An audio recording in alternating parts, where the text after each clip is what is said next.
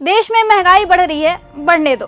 बेरोजगारी बढ़ रही है, बढ़ने दो। किसान आत्महत्या कर रहे हैं तो करने दो। देश में आतंकी हमले हो रहे हैं, होने दो। तुम बस चुप रहो। सरकार से सवाल मत करो। सरकार दुश्मन देश को सेना के खुफिया ऑपरेशन की जानकारी पहले ही दे रही तो देने दो।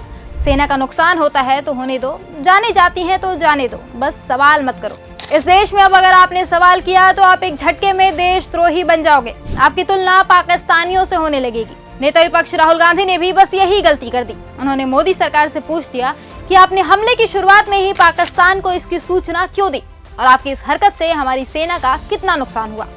वायुसेना ने कितने लड़ाकू विमान खोए।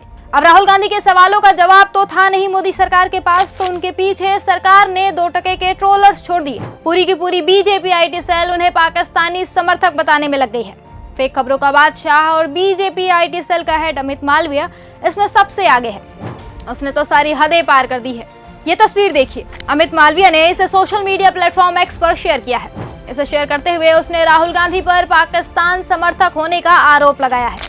इतना ही नहीं, उसने राहुल गांधी की तुलना पाकिस्तान सेना के प्रमुख असीम मुनीर से कर डाली है। अपनी पोस्ट में अमित मालविया ने कहा है कि यह आश्चर्य की बात नहीं है कि राहुल गांधी पाकिस्तान और उसके समर्थकों की भाषा बोल रहे हैं। क्या अब उन्हें निशाने पाकिस्तान मिलने वाला है? भाजपा का ये 2 रुपए का ट्रोलर यही नहीं रुका। उसके बाद इसने एक और ट्वीट किया। कुल मिलाकर भाजपा ये प्रोपेगेंडा फैलाना चाहती है कि राहुल गांधी भारतीय सेना पर सवाल उठा रहे हैं, जबकि असल में राहुल गांधी मोदी सरकार से सवाल कर रहे हैं।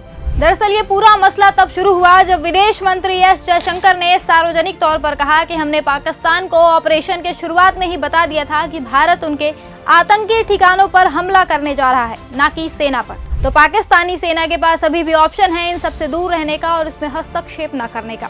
विदेश मंत्री का ये बयान वायरल हो गया, जिसके बाद नेता विपक्ष राहुल गांधी ने इस पर सवाल खड़े किए।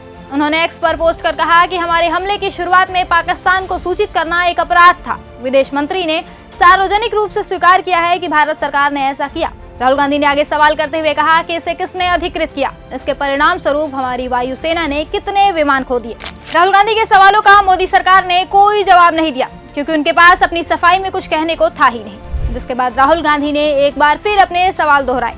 राहुल गांधी ने सोमवार 19 मई को विदेश मंत्री एस जयशंकर से जवाब मांगते हुए एक्स पर पोस्ट लिखा। अपने पोस्ट में उन्होंने कहा कि देश को ये जानने का हक है कि ऑपरेशन सिंदूर के बारे में पाकिस्तान को पहले से बता देने के बाद हमने कितने एयरक्राफ्ट गंवाए। उन्होंने सवाल पर विदेश मंत्री की चुप्पी को घातक बताया और कहा कि ये चूक नहीं बल्कि अपराध है। बस इसी सवाल पर बीजेपी को मिर्ची लग गई और पूरी टोली हाथ धोकर राहुल गांधी के पीछे पड़ गई। हालांकि ये पहली बार नहीं है जब भारतीय जनता पार्टी और प्रधानमंत्री मोदी सवालों से भाग रहे हैं। अपनी जिम्मेदारियों से भागने की इनकी पुरानी आदत रही है। याद करिए, जब पहलगाम हमले को कई दिन बीत चुके थे तब कांग्रेस ने एक पोस्ट के जरिए मोदी सरकार से सवाल किया था। एक तस्वीर शेयर की थी जिसमें मोदी जी गायब दिख रहे थे। इस तस्वीर पर पूरी बीजेपी पगला गई थी और उसकी तुलना आतंकवादियों से करने लगी थी। और आज जब राहुल गांधी ने इन पर सवाल उठाया तो ये लोग फिर बौखला गए।